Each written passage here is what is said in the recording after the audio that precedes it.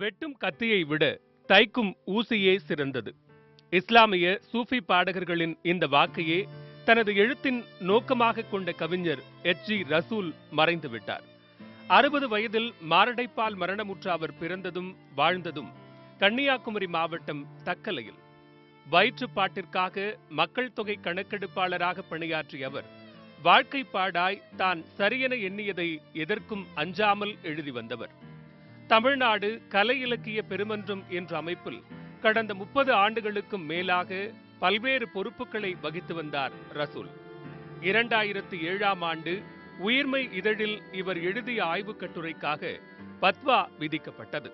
இதனால் ஊர் விலக்கம், சமூக புறக்கணிப்பு ஆகிய துன்பங்களை தனது குடும்பம் 7 ஆண்டு காலம் சுமந்ததை அண்மை காலம் வரை நினைவு கூர்ந்து வந்தார் எச்.ஜி. ரசூல். மயிலாஞ்சி என்ற அவரது கவிதை தொகுப்பு எதிர்கொண்ட விமர்சனங்கள் ஏராளம். ஆண்களுக்கு அவர்கள் சம்பாதித்தவை உரியன, அவ்வாறே பெண்களுக்கும் அவர்கள் சம்பாதித்தவை உரிமை என்பன உட்பட திருக்குரானில் கூறப்பட்ட பெண் சமத்துவத்திற்கான கருத்துக்களை வரிசைப்படுத்தி சில பண்பாட்டு மாற்றங்களை செய்ய வேண்டும் என்று வலியுறுத்தியவர் ரசூல்.